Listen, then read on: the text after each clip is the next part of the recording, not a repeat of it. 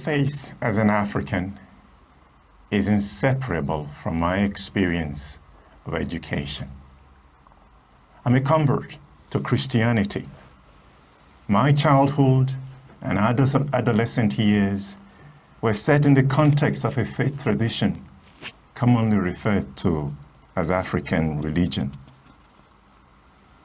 An African religion accords a particular significance to rites of initiation through the multiple stages of life. In fact, that is how education happens.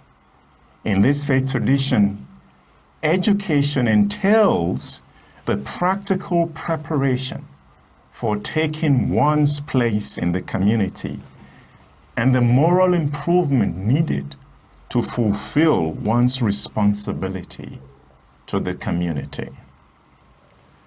The pursuit of knowledge is never an end in itself.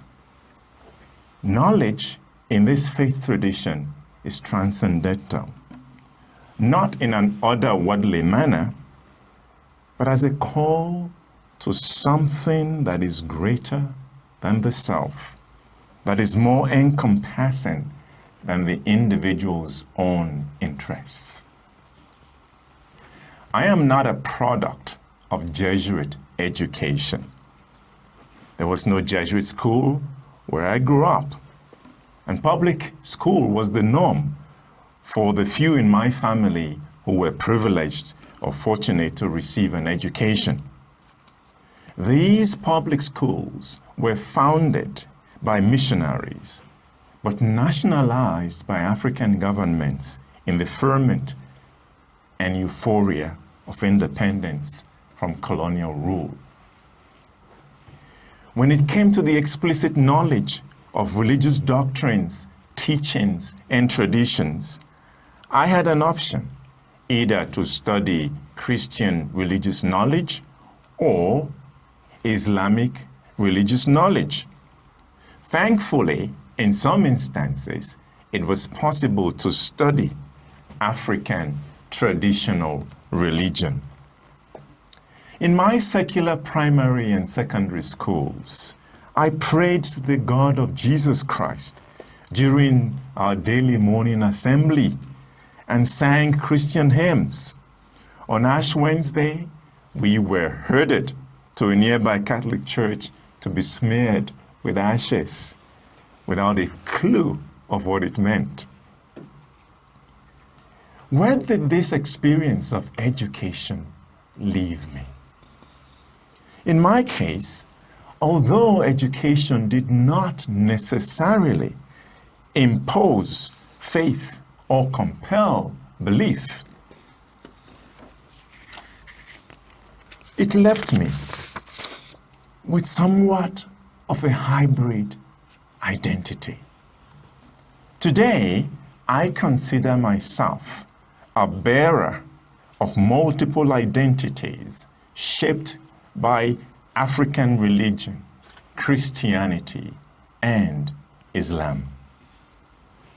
What's my point? It's simple.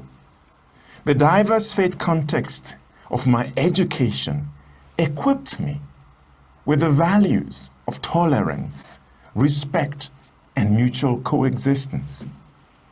And this context allowed me to draw from the best of my many faith-infused traditions to take my place in society and to make my contribution to the common good.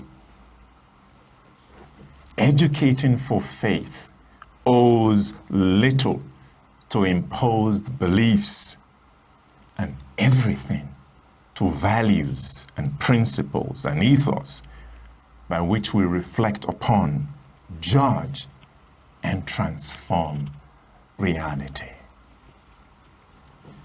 I'd like to explore two manifestations of this experience of educating for faith. The first is what I call educating for ecological faith. And the second is educating through a consistency of word and life.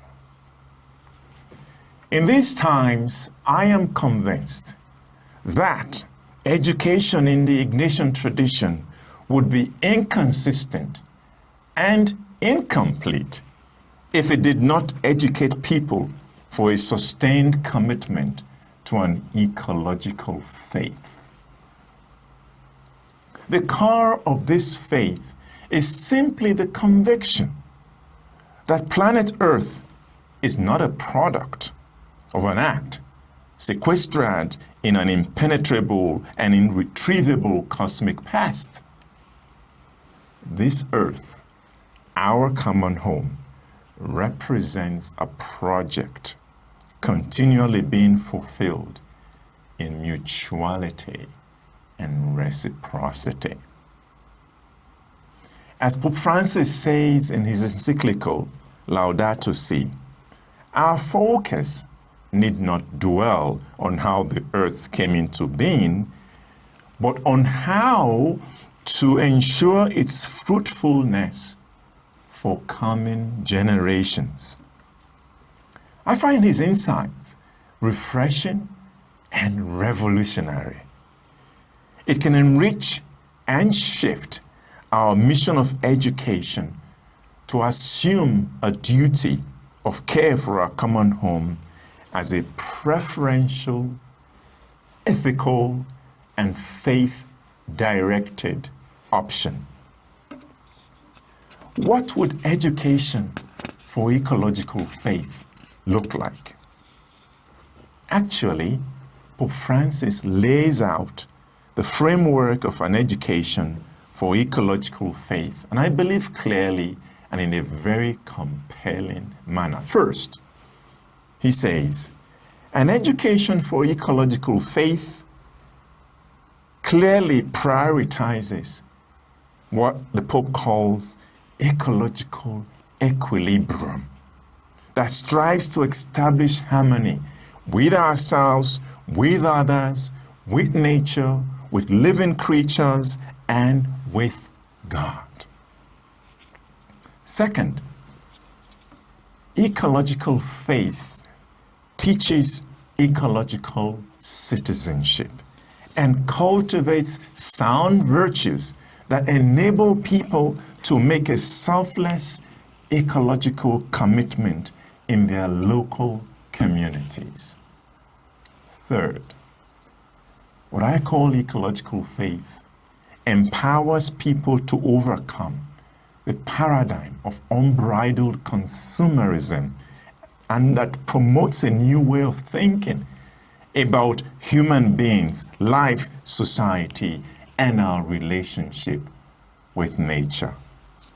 Finally, educating for ecological faith teaches people to see and to appreciate beauty and to learn to reject self-interested pragmatism. What I call education for ecological faith requires a new kind of educator.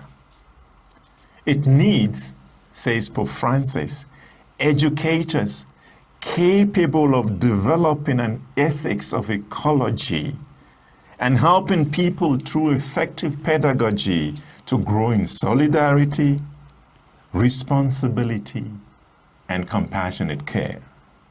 Think about it. Pope Francis is actually summoning educators in the Catholic Ignatian tradition to become creators of a new pedagogy of ecology, one that nurtures and inculcates ecological virtues in those whom we teach. As I see it, the advantages of this kind of education for ecological faith are many.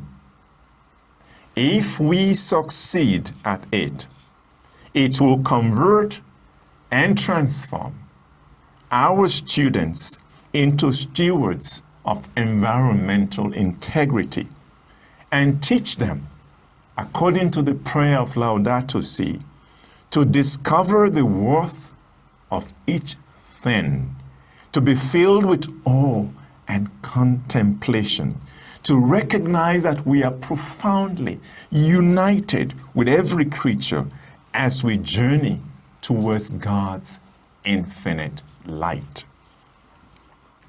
As educators in the Ignatian tradition, I am convinced that we are uniquely suited and placed for the task of educating for faith in the 21st century.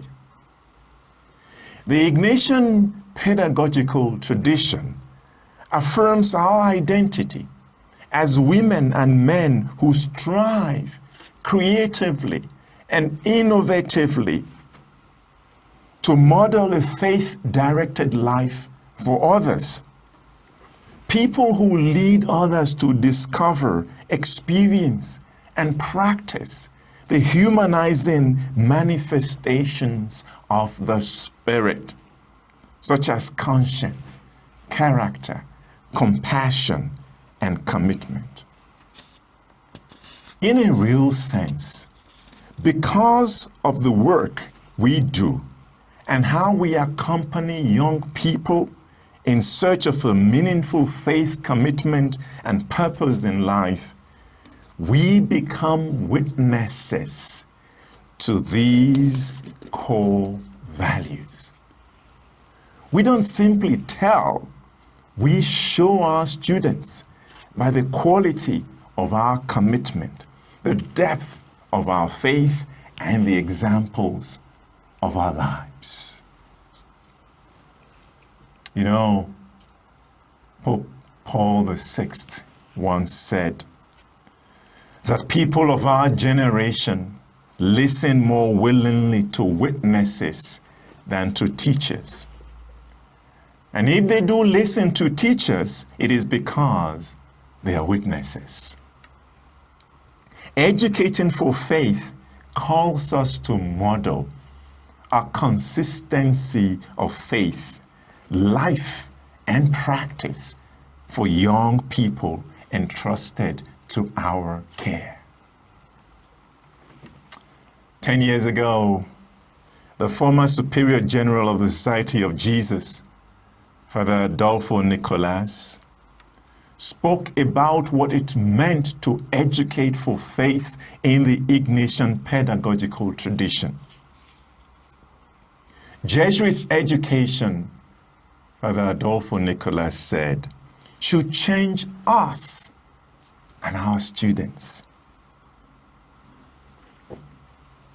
And the meaning of change in our institutions is who our students become, what they value, and what they do later in life and in their work. One concrete manifestation of this change in our student is, he said, the creative imagination to work towards constructing a more humane, just, sustainable, and faith-filled world. When we educate for faith, we educate for depth. We educate for healing a broken world, especially the world of the poor. We educate for social justice and reconciliation when we educate for faith. We educate to recognize and collaborate with God, already at work in our world. When we educate for faith, we educate for a new heaven and a new earth.